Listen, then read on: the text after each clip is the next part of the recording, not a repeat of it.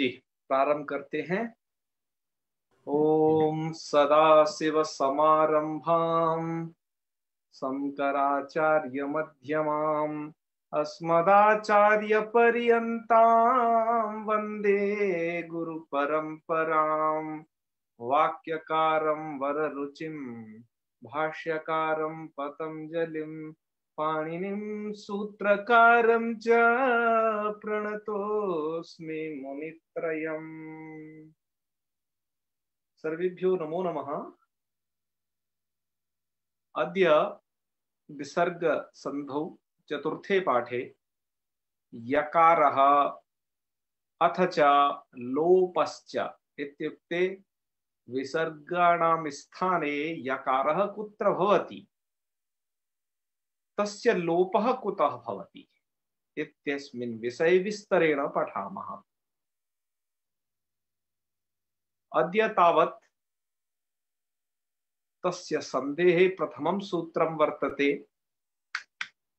भो बघो अघो अपूर्वस्य योषि इति सूत्रम्। अनेन सूत्रेण रोर्यादेश विधानं भवति। इत्युक्ते रु इत्यस्य यः रेफा भवति तस्य स्थाने अनेन सूत्रेण यकारः भवति। अथ च हलि सर्वेषाम् इति द्वितीयेन सूत्रेण तस्य लोपः हलि परे नित्यं भवति, किन्तु लोपः साकल्यस्य इति प्राक् पठितेन सूत्रेण तस्य यकारस्य लोपः यदि अस् प्रत्याहारः परे भवति चेत् तदा विकल्पेन लोपः भवति इति सर्वस्य विषये। इत्युक्ते यकारः कुत्र प्रयोक्तव्यः अथ च कुत्र यकारः अर्थात् किमपि न प्रोक्तव्यः इत्यस्मिन् विषये अद्य विस्तरेण पठामः। मित्रों, सबसे पहला जो सूत्र है वह इसमें है भो बघो अघो अपूर्वस्य योषि। यही जो एक ऐसा सूत्र है इस विसर्ग संधि के अंतर्गत जो कि रू के स्थान पर यकार कर देता है, मतलब य बना देता है। ठीक है ना जी हाँ। अब जो लोग इस पाठ में शायद नहीं जुड़े हों पिछले पाठों में, आज हम उन लोगों के अवलोकनार्थ भी उन्हें पिछली संधियों के विषय में कहेंगे, बताएंगे, और आज ये भी बताएंगे कि आपको जहां विसर्ग प्रयोग करने चाहिए थे उसके स्थान पर कब आप यकार का भी प्रयोग कर सकते हैं और कब आप वहां विसर्गों का भी प्रयोग नहीं करना है ना। यह आज चीज आपको बतानी है। हम इसके लिए पहले यह करते हैं कि जो आपको पहले पढ़ा दिया गया है उसमें हम एक बार से वापस से लौटते हैं कि आपको वहां से फिर दिखाते हैं कि हम लोग क्या क्या पढ़ चुके हैं, आज क्या पढ़ने वाले हैं और रह क्या गया है। एक बार से दोबारा से आप लोग इसको जरूर देखें, आपका रिवीजन हो जाएगा एक बार इससे बस 2 मिनट में। और चूंकि ये विसर्ग संधि मैं बता रहा हूँ कि थोड़ा ये पजल जैसी है, इसके लिए आपको जरूरी है कि ये सब चीजों के बारे में पता करना। हम लोग आज जो पढ़ने वाले हैं मित्रों, मैंने इसमें थोड़ा क्रम से नहीं लिखा था कर क्या पढ़ेंगे सेकंड पर। हम आज पढ़ेंगे इसको कि यकार कहाँ होता है। ठीक है जी जी। और र के विषय में कल पढ़ चुके हैं, स इसके विषय में हो चुका है, और ये स कहाँ होता है ये हो चुका है, ओ कहाँ होता है ये हो चुका है। ठीक है जी। और ये विसर्ग और अर्ध विसर्ग कहाँ होते हैं ये हो चुका है। और 9वें नंबर का कहाँ कुछ नहीं होना, ये आज होना है। ये भी कहाँ कुछ भी प्रयोग नहीं होना, मतलब विसर्ग का भी प्रयोग नहीं होना है वो, और यकार सबसे फर्स्ट नंबर पर। और विसर्ग कहाँ होता है ये तो आपने जान ही लिया, कर्मस्थान और विसर्जनीय से। जी आप प्राय विसर्ग संधि के नियम जान चुके हो। आज अंतिम दिवस है। अंतिम दिवस है मतलब नियम जानने का। हालांकि 2-4 नियम और रेयर केस में वो बच जाएंगे, उन्हें तो हम बताएंगे ही, पर ये चीज आप लोगों के सम्मुख इसलिए रखना आवश्यक था कि विसर्ग संधि में यही होता है। आज हम 2 चीज को पढ़ेंगे, यह कहाँ और कहाँ पर लो, मतलब विसर्ग भी नहीं प्रयोग करना है। जी कहाँ विसर्गों को या करना है। तो चलिए, ये स्लाइड आपको दिखाई थी। उसके बाद ये आपको बताया था कि विसर्ग की उत्पत्ति सकार से मतलब हो सकती है, या रकार से मतलब जो स्वाभाविक रेफ हो, पुनर्प्रातर जैसे शब्दों में। म से हो जाती है, ये आपको बढ़ा दिया था समासुटी वगैरह में पीछे है। जी और इसके बाद नकार से भी विसर्ग की उत्पत्ति होती है, पहले भी बता चुके थे। और अब इसमें कल जो हम पढ़ाएंगे उसमें भी वो आएगा कि न को कैसे विसर्ग बन जाता है, अहन शब्द एक आएगा, उसको बताकर बनाएंगे। ठीक है जी ये स्लाइड आपको बताई थी। इसके बाद आपने विसर्ग संधि में सा सा सा कहाँ होता है, ये नियम आपने जाने थे, है ना। जी और अगली स्लाइड में भी ये बहुत विस्तार से पढ़ा था इसी चीज को कि हाँ ये इस तरीके से ये नियम बनते हैं। जी अब विसर्गों से खर के परे रहते क्या होता है, तो वो पूरी कंडीशन बताई थी, मतलब खर प्रत्याहार के परे रहते वाली। क्योंकि आजकल हम जो बता रहे हैं वो हस प्रत्याहार के परे रहते वाली कंडीशन बता रहे हैं, कल से आज भी बताएंगे उसी को। जी खर प्रत्याहार के परे रहते क्या क्या कंडीशन बनती है विसर्गों को, तो आपको बता दिया था कि इसको देख लीजिए कि यदि ये च छ स ये हो तो विसर्गों को सकार ही कर देना है। और सूत्र वाला भी क्रम को देख लेना, ये वैसा क्रम था दूसरा। उसके बाद टा ठ डा टा ठ और शा हो तो ये विसर्गों के स्थान पर ये वाला शा। आगे त थ सा हो तो विसर्गों के स्थान पर दंती सकार। और ये अर्ध विसर्ग कब बनाने हैं, अर्ध विसर्ग और विसर्ग दोनों ही आप विकल्प से कर सकते हो, यदि क ख और प फ वर्ण परे हैं तो। और केवल विसर्ग का प्रयोग हो सकता है श श श, मतलब श जी श श में एक बार वो स स स भी हो जाएंगे और ये विसर्ग भी बन जाएगा। ये बात हमने आपको बताई थी, और इसके उदाहरण भी काफी सारे दिए थे। उदाहरण के इमेज चूंकि मैंने यहाँ पर उनको कलेक्ट नहीं कर रखा है उदाहरण के बेस को, तो आप उसे वीडियो में है वो विस्तार से वहां देख भी सकते हैं। उसके जी बाद कल ये बताया था विसर्गों को ओकार कहाँ होता है, हैं? तो ये तो कल जी ही बताया था, इसको तो भूले नहीं होगे, पक्की बात है। और ये र कहाँ होता है, विसर्गों को र कहाँ होता है, तो इसके लिए भी बताया था कि पूर्व में इच प्रत्याहार हो, मतलब ई उ रि री ए ओ ऐ औ, ये इच प्रत्याहार वाले वर्ण यदि पूर्व में है, और बाद में आपका क्या हो, यदि अस प्रत्याहार हो, ये अस प्रत्याहार वाले वर्ण है सबके सब, तो क्या हो जाता है, विसर्गों को र कर देना चाहिए। जी इसके उदाहरण बहुत सारे आपको बताए थे, है ना। प्रातर गच्छति, हरेर हरति, हरेर गच्छति, है ना। जी गुरुर नमति, और बहुत सारे आपको उदाहरण बताए थे। एक बार आप उन उदाहरणों का भी अवलोकन कर लेंगे, यह भी आपको क्लियर हो जाएगा। और आज जो पढ़ाने वाले हैं वो विसर्ग आपके सामने वहां प्रस्तुत है। तो जी आज हम सबसे पहले बस यही जानने वाले हैं कि विसर्गों को क्या यह भी कहीं हो सकता है क्या, है ना। तो जी यस हो सकता है, कहाँ हो सकता है, उसके लिए आपको भू भगो अगो अपूर्वस्योसी का नियम जानना बहुत आवश्यक है। यह नियम क्या कहता है, इस नियम में यह लिखा हुआ है इसके मूल में कि एतत् पूर्वस्य, आपके पास लघु सिद्धांत कौमुदी होगी, उसमें ये लिखा हुआ जी है एतत् पूर्वस्य।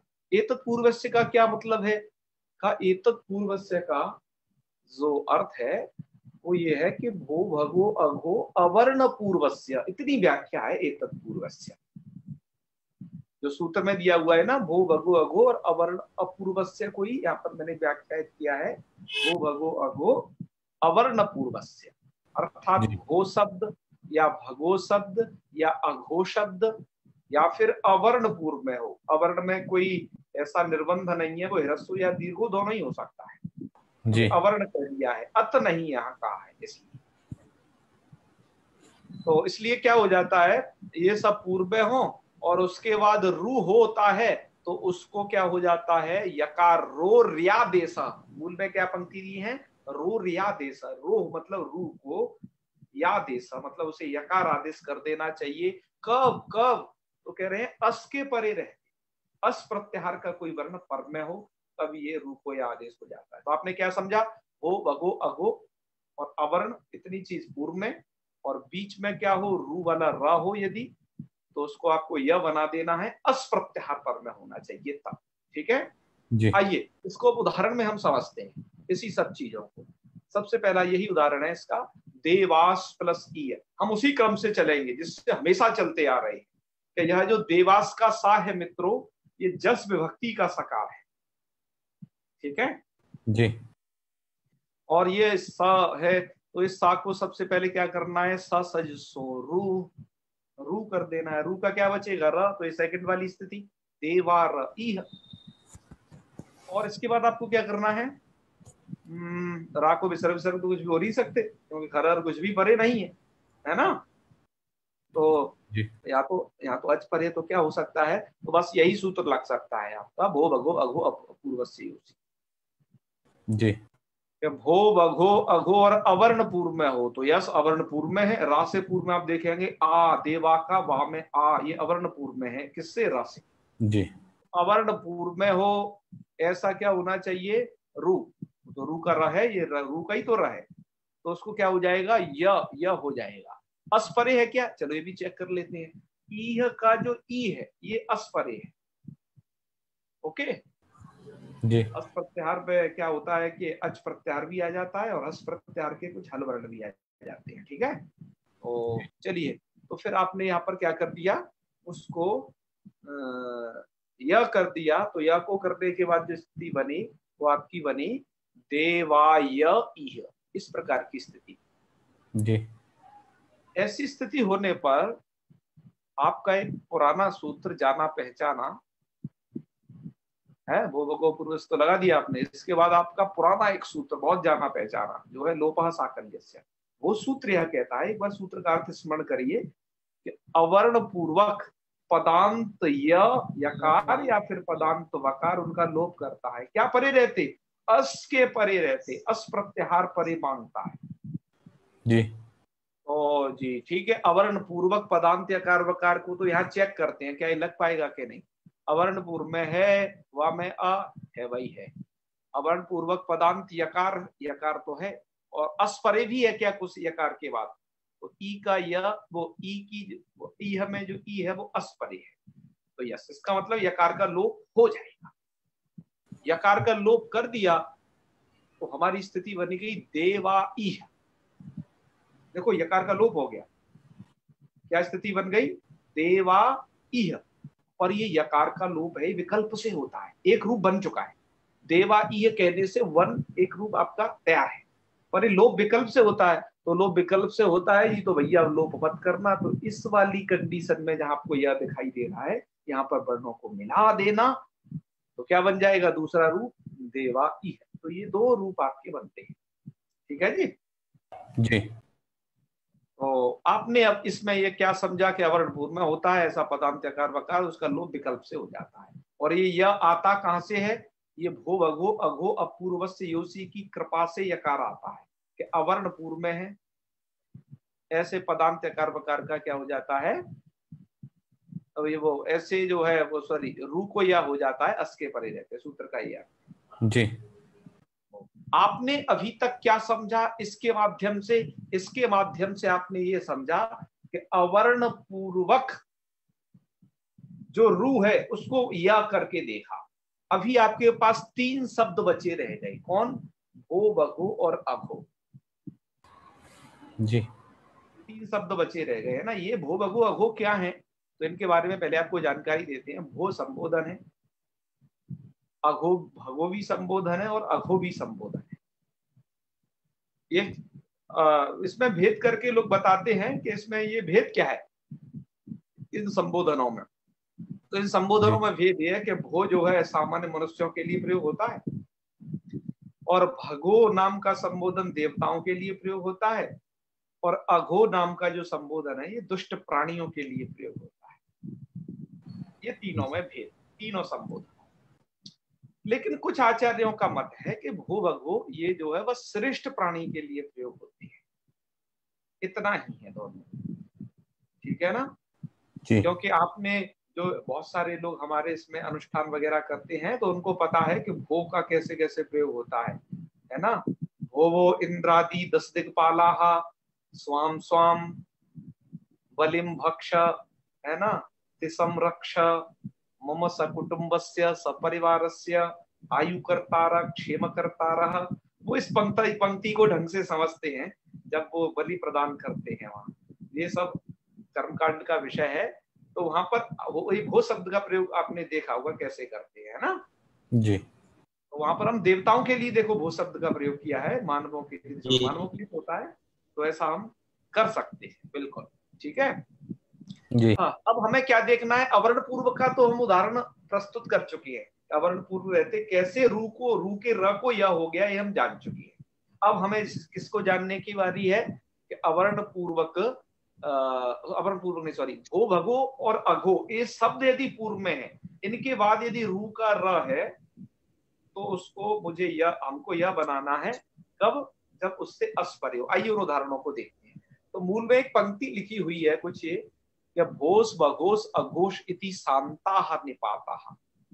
ये क्यों लिखना पड़ा, ये इसलिए लिखना पड़ा मित्रों कि ये जो सूत्र आप देख रहे हो भो भगो अघो, यहां पर स दिखाई नहीं दे रहा है, इनमें स दिखाई नहीं दे रहा है।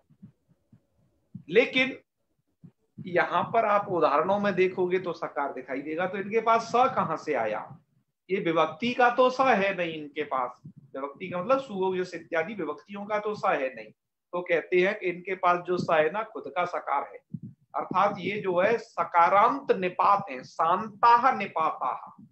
ये कैसे है, सकारांत निपात है, मतलब ये अव्यय प्रकरण में पढ़े गए सब अव्यय हैं, वो भगो अभो। ओके जी। तो इनको क्या कर देना है, तो इनको सबसे पहले ससो रू से रू बना देना है, रू का मतलब र बना देना है, और उस र को क्या कर देना है, तो आगे लिख रहे हैं कि तेसाम रोर यत्वे कृते, उनके रू को यह बना देना है, उनके रू को क्या बना देना है, यह। तो कैसे, चलो देखते रहिए कि भोस देवा को सबसे पहले देखते हैं, जो हमने भी प्रक्रिया बताई है ना, सबको एक साथ देख लो। चलो भगोस नमस्ते और अघोष प्लस याई। अब यहाँ पर क्या कर देते हैं, रू को सबसे पहले सो रू करी, वह प्रक्रिया वही आप जानते हैं, स को रू किया, रू का बचेगा र, तो आपकी कंडीशन बनेगी ये सेकंड वाली कि भो र देवा भगोर देवा अघोर याही, है ना, वो भगोर नमस्ते और अघोर याही। अब आपने र कर लिया, र के बाद आपको क्या करना है, भो भगो अघो पूर्व से ओसी लगा देना है, क्योंकि क्या लिखा है यहाँ पर नीचे, तेसाम रोर यत्वे करते, उनके रू को यह कर देना है। तो रू को यह कर दिया, रू को यह कर दिया तो स्थिति बन गई भोय देवा भगोय नमस्ते और अघोय आई, ये स्थिति बनी ना। अब यहां पर क्या है, लोपः साकल्य से सूत्र विकल्प से लोप कर सकता है यकार का, मतलब दो दो रूप बना सकता है ना, क्योंकि लोपः साकल्य से लग ही सकता है उस प्रत्यार के परे रहते।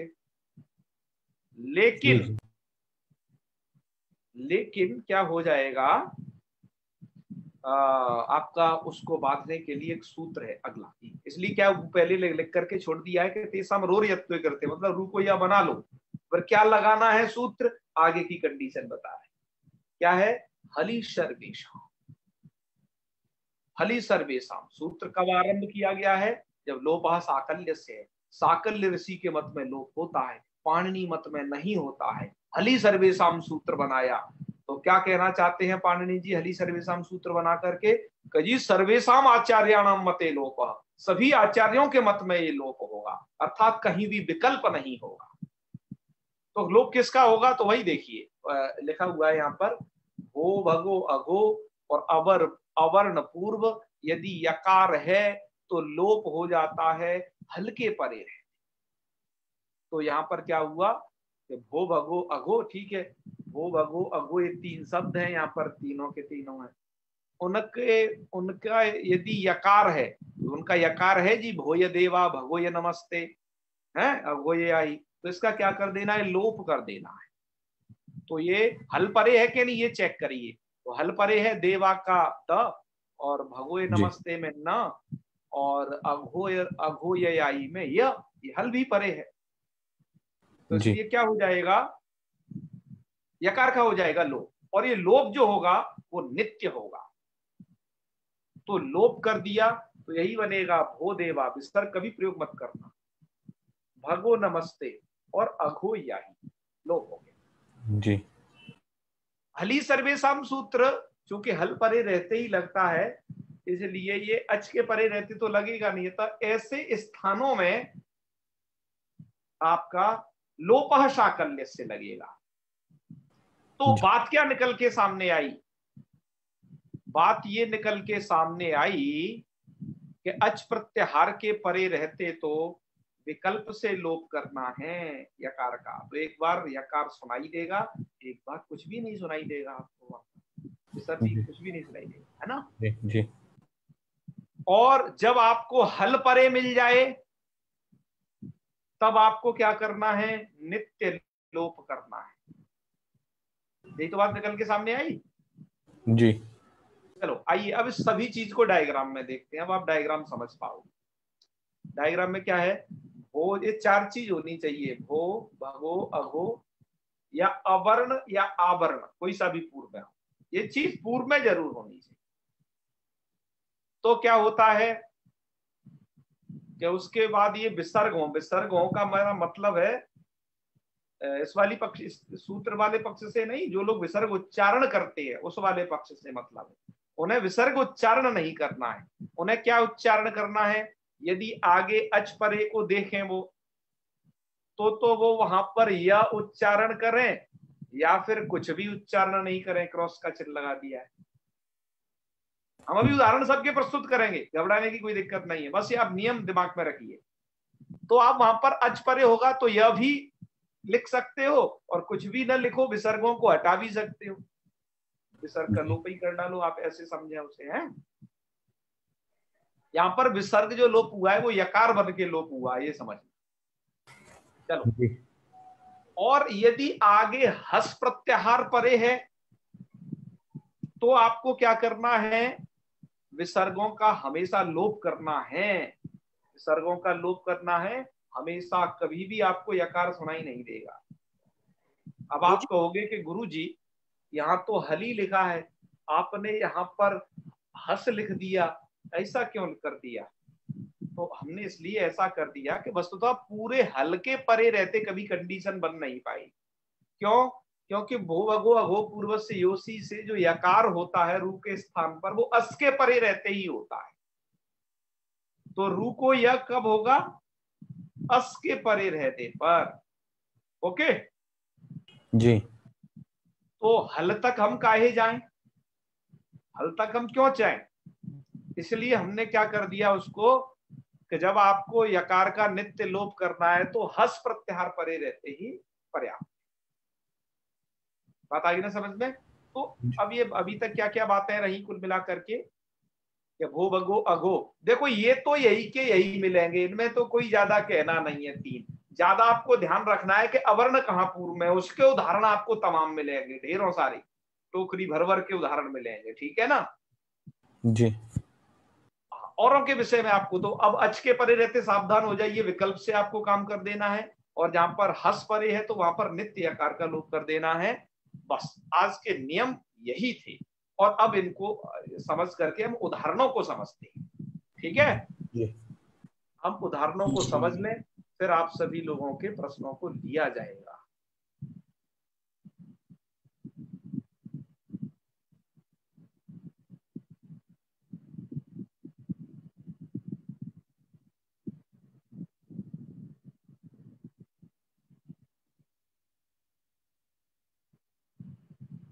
देखिए क्या लिखा है, भो अनिरुद्ध, भो के आगे विसर्ग है नहीं है, लोप हो गया।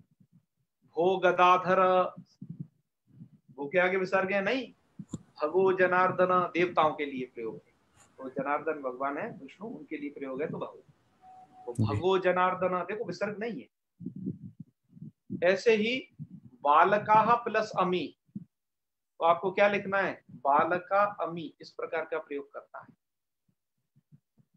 ऐसे ही यदि बालिका इमा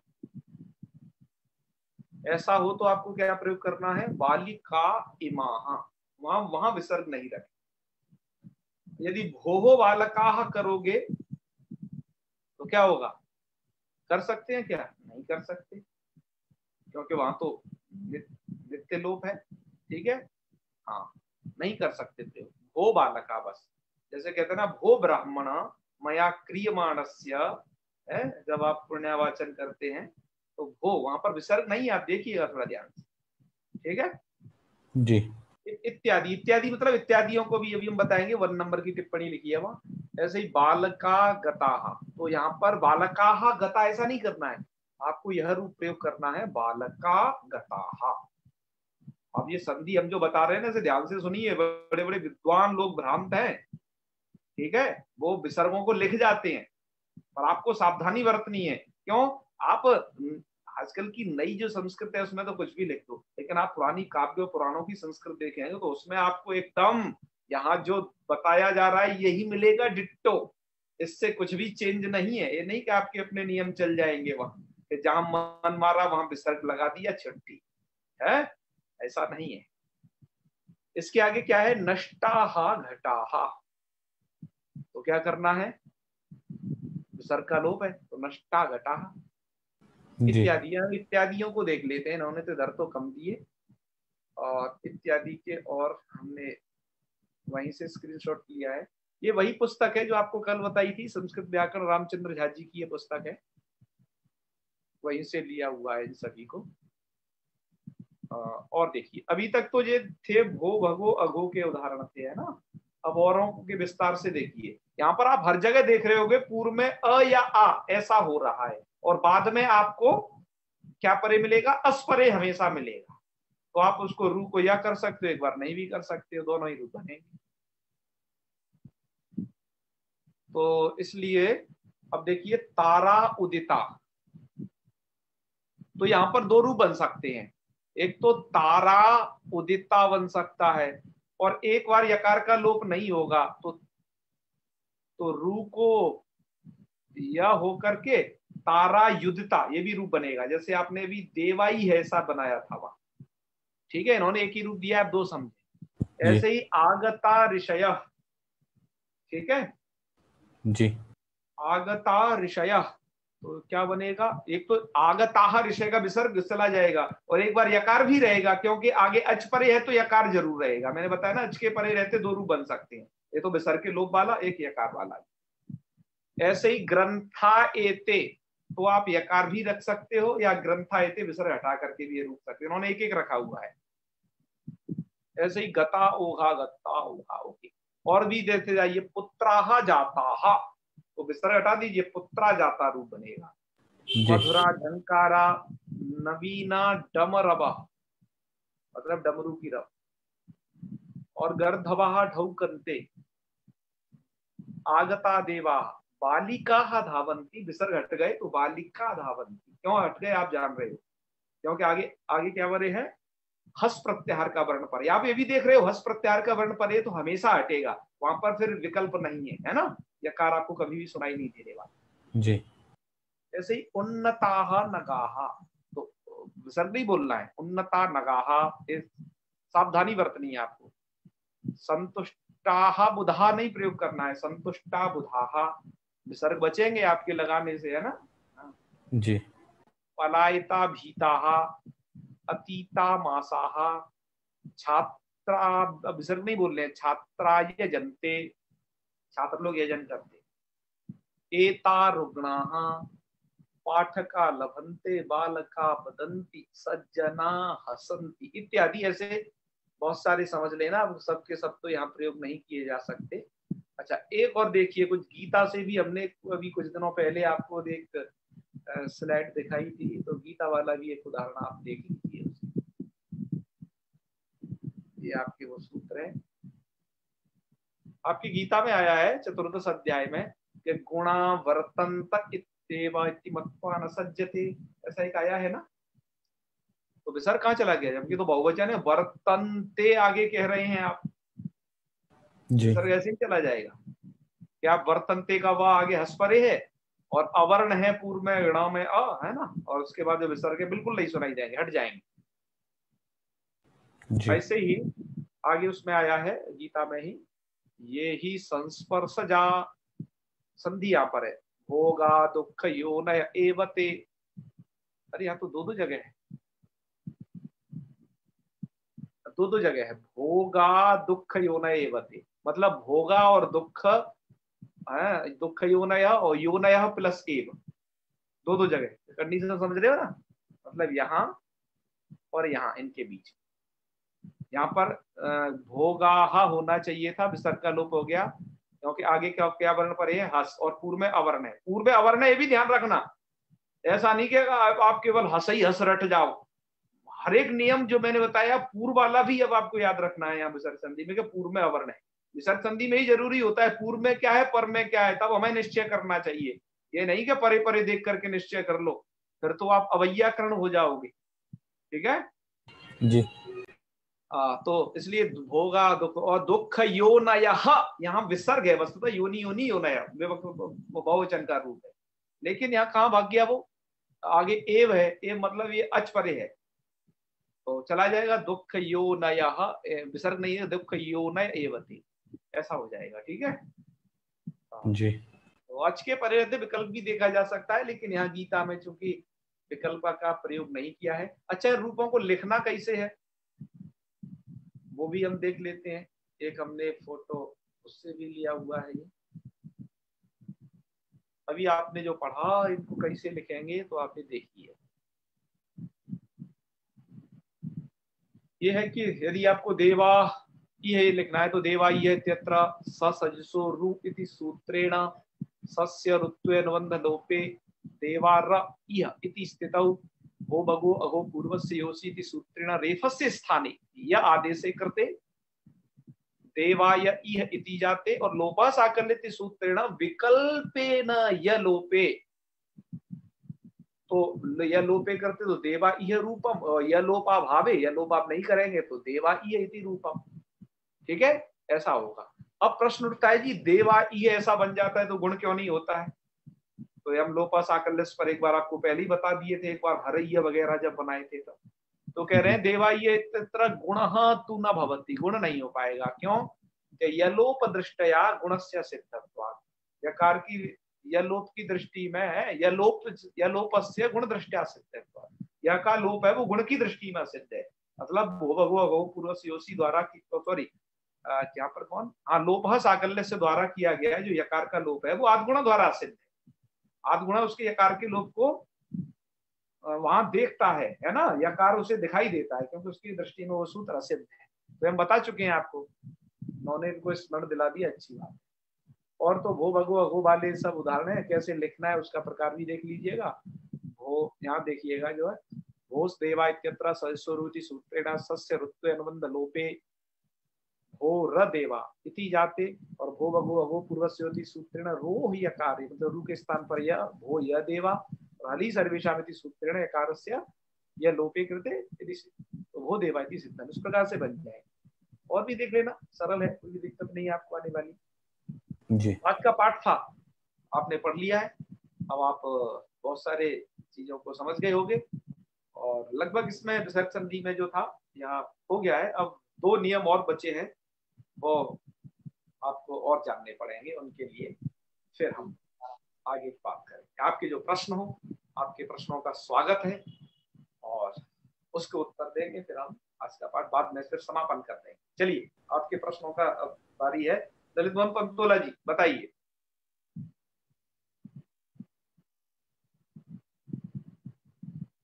कहिए कहिए पंतोला जी, पंतोला महोदया,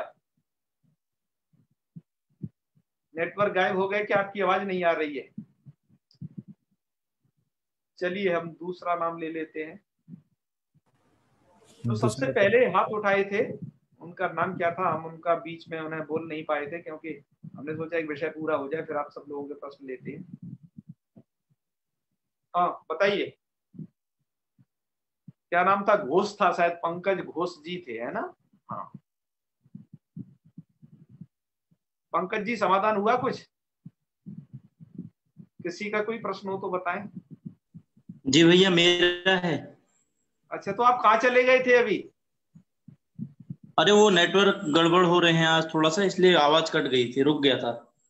कोई बात नहीं, आप सुन पा रहा था, मैं बोल नहीं पा रहा था। सुन पा रहा मैं आपको, ये फोन में चलाता हूँ, किसी का फोन आ रहा हो तो भी चला जाता है। ये मैंने लिखा है कि मैंने इसीलिए प्रश्न लिख दिया था ये भो इत्यत्र, जैसे वो बालकाः हम लोग बोलते हैं, भो बालकाः, नहीं भो बोलना है ना, बालिकाः, भो छात्रा। जी, गलत है, वो सही है कि गलत है, मैं ये पूछना चाह रहा था। गलत है, गलत गलत। यदि आगे हस्वर्ण परे है तो विसर्ग आपको बोलना ही नहीं है। जी जी और यदि आगे खर वर्ण परे है जी। तब आप बोल सकते हो, खर प्रत्याहार के परे रहते विसर्ग हो सकता है। अच्छा अच्छा, हर्ष में तो होगा ही नहीं ना, बिल्कुल विकल्प ही नहीं है वहां कुछ। होगा, बिल्कुल आपको खर प्रत्याहार है तब आप बोल सकते हो, है ना। जी जी जी। जैसे आगे तो है कि हो, हाँ, है ना। और कोई खर प्रत्याहार का वर्ण देख लो, ऐसे भो हो हर्ष खरा। में, अच्छा, क्या कह रहे हैं? ये छात्रा, मैं वही, अरे भूल तो नहीं रहा हूँ। बोलिए, भो कोई हो बात नहीं, जो बालका, मैंने लिखने में भी बहुतों को देखा है ऐसा। है। मैंने बहुत सारे लेखों में भी देखा है, भो हो बालका। अरे नहीं होता है भाई, श्रीमद् भागवत में जी जी आया है, भो भो साधो क्षणम तिष्ठ जी जी मत चिंतामपि नाशय। तो जी भो जी वहां विसर्ग नहीं है। आप देखिए महाकाव्य, मतलब उसके पुराण के प्रयोग को देखिएगा। जी जी जी, जरूर। ठीक है ना। हाँ जी। हाँ बिल्कुल, आपको हस प्रत्यार पर तब नहीं मिलेगा, उसके अलावा खर हो तो मिलेगा। हाँ, माने हर्ष हो तो बिल्कुल ही नहीं होगा फिर यस यस संबोधन यस। जी जी आप जो है, मेरी आप सबसे यह एक विनम्र प्रार्थना है कि आप संस्कृत साहित्य में जो अपनी पुस्तकें उन्हें तो पढ़ें ही, और साथ साथ में अपना गीता है महाभारत का हिस्सा है, महाभारत पढ़े मतलब कहने का, और रामायण वगैरह ये अवश्य पढ़ें। यह आपके धर्मशास्त्रीय ग्रंथ हैं, आपको इनका ज्ञान होना परम आवश्यक है। और वहां पर ऐसे उदाहरण ढेर सारे मिलेंगे। और श्रीमद् भागवत का तो बोलना ही नहीं है। श्रीमद् भागवत में तो क्या है कि वह सामान्य चीज नहीं है, वो तो एक बहुत ही विशेष चीज है। वो तो घृत है सभी का बना हुआ, ठीक है ना। तो इन ऐसे जी ग्रंथों जी, का सदैव धन्यवाद। उपयोग करें, उनको रोजाना पढ़ा करें। माना कि पूरा नहीं तो एक पेज डेली पढ़ें, ऐसा कुछ नियम बनाए। आपकी संस्कृत सुदृढ़ होगी, आपको अपनी संस्कृति का ज्ञान होगा इससे, ठीक है ना। हाँ, और हम संस्कृतज्ञों से लोग यही अपेक्षा रखते हैं लोग, कि ये तो बड़े भारी संस्कृतज्ञ हैं, इनको तो सब कुछ आता होगा। लेकिन देखा कि हमें सब कुछ कहाँ आता है, हमें तो अपने संस्कृति के मूल तत्वों का ज्ञान नहीं रहता। तो उसके लिए यह अवश्य आप इसका भी पठन पाठन अवश्य लाएं। जी, प्रदीप बिरथरे जी। हर हर महादेव। ये कह रहा है, यदि अच या स्वर परे हो तो वहाँ गुरुजी यकार बोलेंगे और नहीं भी बोलेंगे। नहीं भी बोलेंगे, बिल्कुल बिल्कुल, आप सही समझे, यही नियम। जी।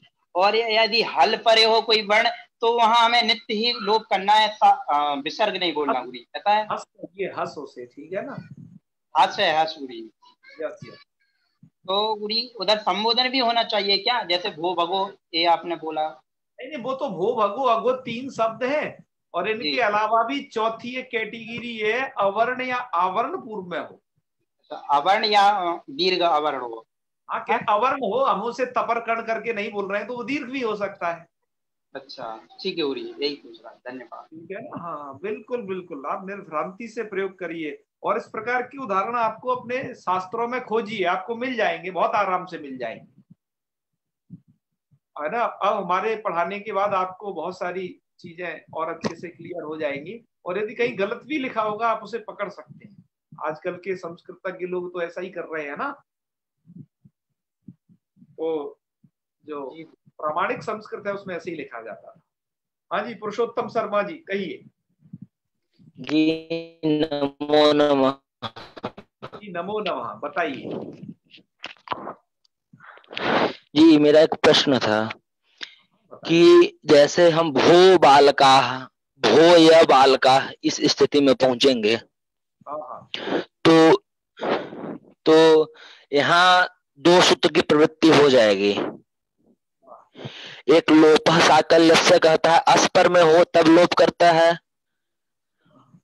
और एक हली सर्वेशाम हल पर में हो तो ब जो है वो अस प्रत्याहार में भी आ जाता है और हल प्रत्याहार में भी आ जाता है। मैंने आपको अभी क्या बताया था कि भो भगो अगो अपू, ये जो है दूसरा वाला हली सर्वेशम सूत्र किसको बाधेगा हमेशा? लोप हसा करने से। जी तो इसका मतलब क्या निकलेगा? जब हली सर्वेशम बाधेगा तो अच प्रत्याहार के ही परे रहते केवल लग पाएगा आपका भो भगो अगो पूर्वस्य योसी। जी और जहां से ह स्टार्ट हुआ जी वहां से लग जाएगा आपका हली सर्वेशम सूत्र। तो क्या बात निकल के सामने आएगी जो डायग्राम में दर्शाई गई थी? यदि अच जी प्रत्याहार परे है तो यकार का विकल्प लो। एक बार यकार सुनाई जी देगा, एक बार नहीं सुनाई जी देगा। जी जी और यदि आगे हस प्रत्याहार यदि परे है तो वहां पर जी नित्य लो। जी बात आई ना समझ में आपको? जी। लेकिन किस सूत्र को प्रयुक्त? साकल नित्य का बाधक है हली सर्वेशम, आपको ये समझना होगा। जी हाँ बताइए क्या कह रहे हैं? ठीक, बस हो गया, अगर बस इतना ही पूछना था भैया। इतना ही था ना? अरे वाह, आपने बढ़िया पूछा है। क्या था? कीर्तिमाला जी। जी गुरुजी, मुझे पूछना था, अभी आपने जो एग्जाम्पल दिया था भो अनिरुद्ध, हाँ तो उसमें दो बार होगा, एक तो भो अनिरुद्ध होगा और दूसरी बार य का लोप होगा तो भो अनिरुद्ध होगा। हाँ, तो वो दूसरी हाँ बार बिल्कुल जो रूप बिल्कुल यही, बनेगा दो रूप। वो दूसरा रूप उच्चारण कैसे होगा? भो यनिरुद्ध। यस यस यही होगा, भो यनिरुद्ध, बिल्कुल सही। पर वैसा अब लोग करते नहीं है, वैसा प्रयोग है ना, पर कहीं मिल जाए, कभी लोग करते हैं तो उसे ऐसे समझना चाहिए। भो प्राचीन यनिरुद्ध। व्यास, भास, कालिदास इत्यादि कवियों ने किया है। जी जी जी, धन्यवाद। बिल्कुल बिल्कुल। अच्छा, हमें एक चीज और कहनी थी, हम बार बार उसे भूल जा रहे थे कि न ग्रुप में सूचना दे पाते थे ना यहाँ पर, कि हमें हल संधि का टेस्ट आयोजित करना है बहुत जल्दी, क्योंकि विसर्ग संधि भी अब हो चली है ना, 2 दिन में लगभग या 2 से 3 दिन में ये समाप्त हो जाएगी। तो विसर्ग उसका हल संधि का टेस्ट आयोजित करना है, इसलिए आप लोग हल संधि का अच्छे से अभ्यास कर लीजिए। हमें आप लोगों में से तकरीबन 8 लोगों ने हमें कुछ प्रश्न बना करके भेज दिए हैं। उनके आधार पर हम कुछ अब प्रश्न पत्र आप लोगों के लिए बनाएंगे। तो संभवतः हो सकता है कल नहीं तो परसों पक्का आपको हल संधि का एग्जाम देना है, जैसे आपने अच संधि का एग्जाम दिया था। सेम पैटर्न होगा, 25 क्वेश्चन होंगे, ठीक है ना? हाँ, और अब पिछले वाले कुछ पुरस्कार बच गए हैं, उनके लिए भी उनको अब अगली बार में दोनों का इकट्ठा ज्यादा दे देंगे कुछ मिला करके, अब ये सोचिए। और हाँ, एक बात और कही थी कि वो वाली बात कि यदि हमारे पाठ में यदि कोई व्यक्ति इस समस्या से नहीं जुड़ पाता है कि उसको उसका मोबाइल में इंटरनेट वगैरह ऐसा प्लान कुछ समाप्त हो गया है और वो सक्षम नहीं हो पा रहा है, तो वो व्यक्ति हमसे संपर्क करे, हमारी टीम उसे देख करके और उसके लिए वैसी व्यवस्था करेगी। ये हम फिर आपसे कह रहे हैं, तो आप लोग है ना, और यहाँ पर भी कह रहे हैं, ग्रुप में भी सूचना डाल देंगे कि जिससे कोई यहाँ पर लगभग, क्योंकि अभी तो 44 लोग जुड़े हैं, थोड़ा और कम हो गए, तो उनको वहां पर भी सूचना मिल जाएगी, तो ये भी आप कर लेंगे है ना, और सबको पुरस्कृत करेंगे बाकायदा। तो और बाकी की चीज यही है, तो परसों शायद हल संधि का टेस्ट हो जाएगा, हम उसे बना लेंगे। आप लोग तैयार रहें, हल संधि को खूब हंसू तरीके से पढ़ें, और विसर्ग संधि देखो होने वाली है, इसका टेस्ट तो अलग से आयोजित होगा है ना। तो ये, और आपके धैर्य को बढ़ाने के लिए बात और कहनी है कि जितनी भी माथा पच्ची थी हमने इस संधि प्रकरण में कर ली, अब आपको कोई माथा पच्ची नहीं करनी है।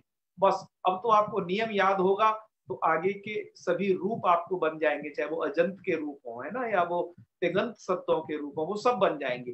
जो भी माथा पच्ची है, जितनी भी एनर्जी खर्च है, वो संधि प्रकरण में ही होती है। इसलिए ये बहुत बेहद महत्वपूर्ण प्रकरण है। इसलिए मैं बार बार कहता हूँ कि जो संधि जानता है वो व्याकरण जान ही जाता है, जो संधि नहीं जान पाता वो कभी भी कुछ भी आगे नहीं पढ़ पाता है। तो आप अब बाधाओं से पार हो चले धीरे धीरे, बस 2 दिन का और ये पाठ बचा है विसर्ग संधि का, 2 या 3 दिन का, तो ये पूरा हो जाएगा और आपका टेस्ट आयोजित हो जाएगा बाकायदा, और आपको संधि पढ़ने का प्रमाण पत्र भी जारी करना है। क्यों सूर्यकांत जी? सबको संधि प्रकरण जो पढ़ रहे हैं यहाँ पर, तो उनको प्रमाण पत्र भी वितरित किया जाएगा। जी जी बिल्कुल। हाँ, उन्होंने संधि प्रकरण पढ़ लिया है ना, वो भी आपको मिलेगा। चलो, तो समापन करते हैं फिर, है अब तो कोई प्रश्न है नहीं किसी को? ठीक है भैया, हम ये पूछना चाह रहे थे कि जो संस्कृत व्याकरण है किस प्रकाशन का है? अरे वो चौखंबा से आज से लगभग 50 वर्ष पूर्व प्रकाशित हुई पुस्तक है। मैंने उसे डाउनलोड भी कर रखा है और वो पुस्तक मेरे पिताजी की पुस्तक थी।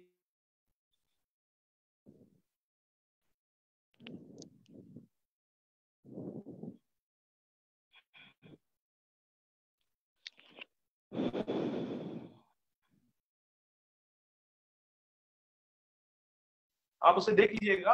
वो ऑल ओवर संस्कृत पढ़ाने के लिए, संस्कृत सिखाने के लिए और बिना सूत्रों के, ऐसी पुस्तक है वो अद्भुत। एक प्रसिद्ध वैयाकरण रहे हैं रामचंद्र झा नाम की, है ना। तो उन्होंने रचा है। रामचंद्र झा जी ने बहुत अद्भुत कार्य किया है। उन्होंने सिद्धांत, मध्य सिद्धांत कौमुदी और लघु सिद्धांत कौमुदी, इन सभी पर बहुत अच्छे अच्छे टीका ग्रंथ लिखे हैं। ठीक है जी। तो चलिए समापन करते हैं। ओम सर्वे भवन्तु सुखिनः, सर्वे सन्तु निरामयाः, सर्वे भद्राणि पश्यन्तु, मा कश्चित् दुःखभाग् भवेत्। ओम शांतिः शांतिः शांतिः। सर्वेभ्यो नमो नमः। शुभ रात्रि। नमो नमः गुरुजी, शुभ रात्रि।